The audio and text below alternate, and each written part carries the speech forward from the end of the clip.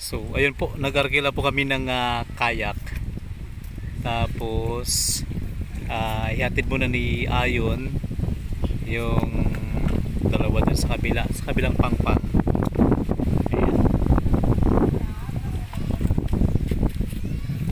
Ang gagawin namin ni Ayon mamaya-maya ay bibidyohan namin yung kanal. Ang kanal po na ito, hindi po to katulad sa pinuntahan namin na tubig tabang.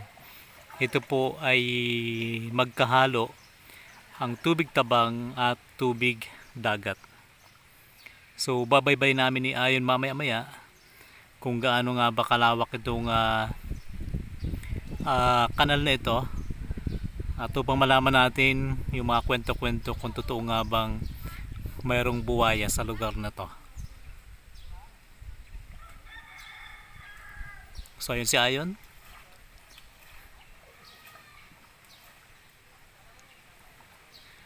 Yung arkila namin ng kayak ay nasa lumuntag na yung bata. Malayo pa lumuntag yung bata. 100 per hour yung arkila namin ng kayak.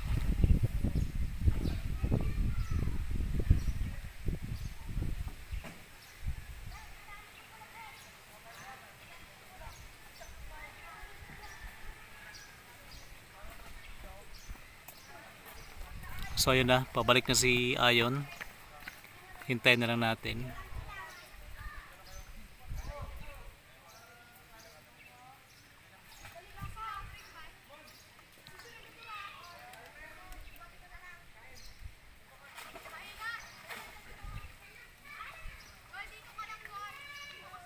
Parang ang gaan sa guwanan, no? Ito kasi fiberglass. Yan, pero dapat pala ay tanggalin muna yung mga tubig. Hindi matanggal. So kailangan ko magpabasa ngayon. So ngayon ay sasakay na ako. So ayun, nandito na kami ni Ayon sa malaking kanal. Ito po ay tubig alat. Ayan, pero magkabilaan po, kung mapapansin nyo, ay mayroong mga nipa. So mayroon po tayong video ng pangunguha namin ng nipa, pero hindi na po natin siguro ipapalabas yon. So dahil ngayon ay nakikita nyo naman na maraming mga nipa. Ayun yung bulaklak ng nipa. Yun, ganda. Ayun naman yung bunga nya. Daming mga bunga. So kasi pag pinalabas pa namin yon, baka manawa po kayo. At nandito kami sa lugar na kung saan sinasabi nga po nila na mayroon daw pong mga buwaya. So medyo malakas ang hangin. At itong kayak na sinasakyan namin ay para lang pala sa kung ikaw ay maliligo. Pero kung katulad sa amin na hindi naman maliligo, naku, huwag niyo pong subukan. Dahil hindi po namin mai-advise sa inyo, napaka delikado pala. Kaya nga ito ay ginagamit lang sa mga gustong maligo, mayroong sakayan papunta sa gitna ng dagat. Pero kung sabihin na para sakayan sa ibang purposes, wag niyong subukan. Mababasa kayo. So buwis buhay kami ngayon ni Ayon dahil yung kayak na sinasakyan namin ay kunting galaw mo lang, tataob ka. So may mga dala kami mga gadget, dandahan lang kami. Medyo malakas pa rin yung hangin. Para tayong nasa Mantangkob River. Ang pagkakaiba lang dito, itong kanal nito ay alat, doon naman ay tubig tabang. Pero mabubusog naman yung mga mata mo sa magagandang tanawin dahil ayan maraming ibon, maraming puno ng nipa. Sabi nila may mga buwaya dito, may mga snake. Maghanap tayo kung meron tayong makita mamaya-maya. At kami ay pupunta ni Ayon doon sa pinakapuno, ang tinatawag nilang bukal. Akala ko dati yung bukal ay BO, yung pala BU, bukal. So yung pala yung bukal ng tubig. So ibig sabihin, ang pinakadulo po nito ay mayroon pong bukal ng tubig. At ito po ay matatagpuan dito po sa Barangay Nicolas, Magsaysay Occidental, Mindoro. Ayan na, sobrang lakas ng hangin, my God. Hindi na tayo makaalis. Malakas ang hangin.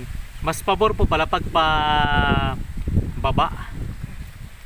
Ito kasi kami pataas kami.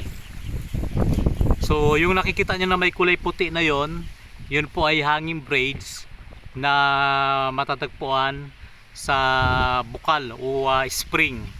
Ayan. So dandahan lang yung sagwa namin kasi kinakailangan ay hindi kami mabasa. At pag mabilisan kasi baka tumaob itong sinasakyan naming kayak. Kaya dahan-dahan lang kami. Ang daming ibon no, na nagsisipag-liparan. At doon, sigurado ako marami po yung naliligo ngayon dahil sa mga panahon po na ito ay bakasyon. Kahit araw po ng Biyernes ngayon, yung iba ngayon pa lang nagbabakasyon. So yun po yung bunga ng nipa. Ayan. At ang lalim po nito ay mga nasa 5 dipa. Kaya posible talaga na mayroon pong crocodile sa lugar po na ito. Hindi ko lang may pakita sa inyo si Ayon dahil ang tawag dito, siya yung sumasagwan sa hulihan. Kasi ako nakaharap ako. Mahirap magtalikod. Oo. Dalawang bangka. Kayak. Ayan, malakas pa rin yung hangin. Kaya dahan-dahan lang kami ni Ayon. Ang dami ng tao nakikita ko. Ang dami ng paparating sa bukal.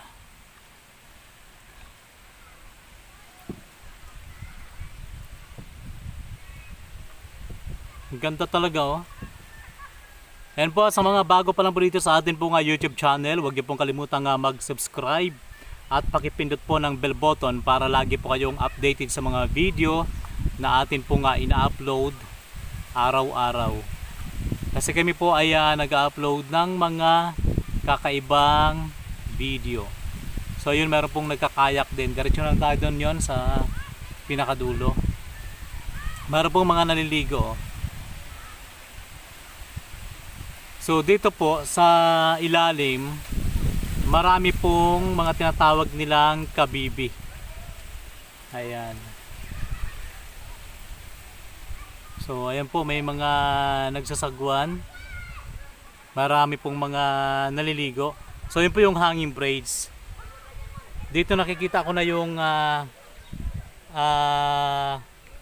ilalim ng tubig. Ayan, no? Mababaw lang siya. Siguro mga nasa 2 dipa na lang to. Kitang-kita mo na yung ilalim. Hindi katulad doon kanina na sobrang lalim at nakakatakot. So yun o, feel na feel ng bata. Yung isang maliit na bata, tour guide yun. Itong isang bata naman, ito yung bisita. Yayamanin. Toy, anong pangalan mo, Toy? Ha? Taga saan ka, Toy? Ikaw? Magbayan, ano apelyido mo? Ayun. Lakas ng hangin. Lakas ng hangin. Oh my goodness. Ayan na. Tabi-tabi yun. Hirap makaalis ang pag malakas ang hangin. Doon banda yun, doon. Umaalon din pala dito. Pag malakas ang hangin, umaalon din.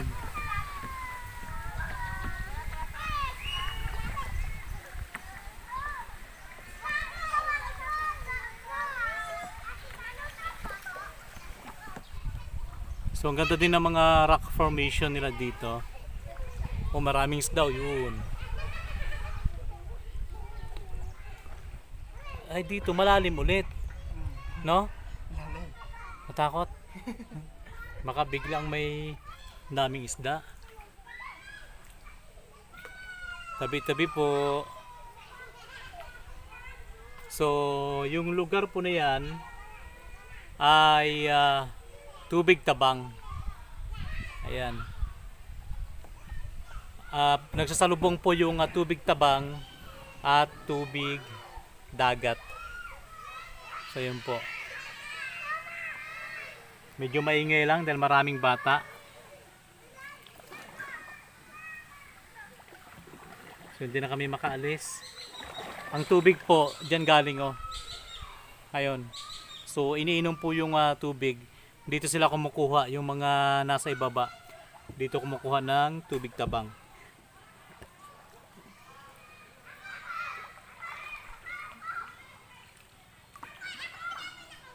Punta pa namin na ayon yung doon banda. So may bangka din oh. Sa sobrang lalim ng kanal na ito ay may bangka din. Imagine oh. Parang nasa gitna na rin po ng kabundukan ng lugar na ito, pero mapapansin mo may malaking kanal pa. Ayan. So dito minsan maraming mga tumatawid na ahas. Ibalik mo na 'yon. Pabalik na kami kasi medyo masukal na dyan sa unahan. Ayan, parang nasa Amazon Forest and Amazon River. Yung nasa kanina parang ahas. Nakakatakot. Ay, pag ginaabol tayo dito wala tayong magagawa. Tsaka dito parang hindi ka umalis. Oh. Oo. Parang iniikot ka pa paso. Oh, wag kang pumunta dyan sa may sanga ng kahoy. Kasi ang taas po ng kahoy na yan, oh. Yan.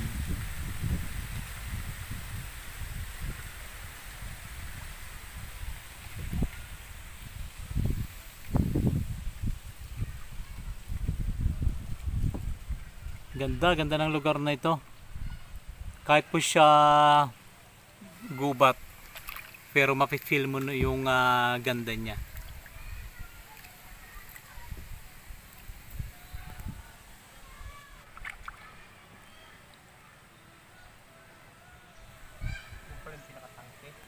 Oo.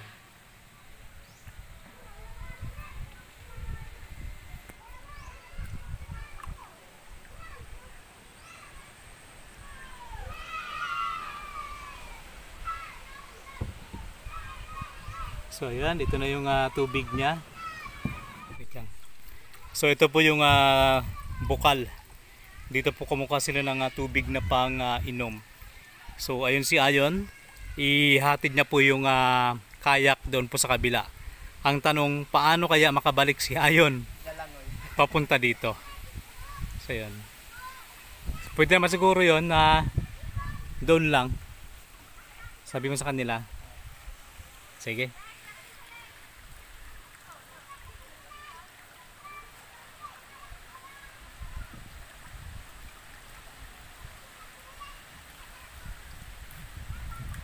Sobrang nakatingala na yung kayak yun ah.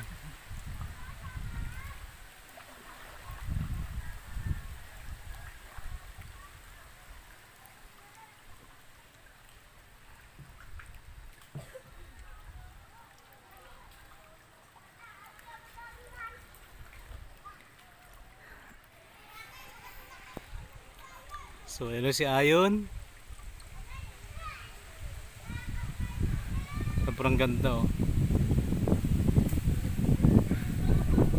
Medyo makulimlim na po ngayon dahil may LPA po kasi. Kaya yun.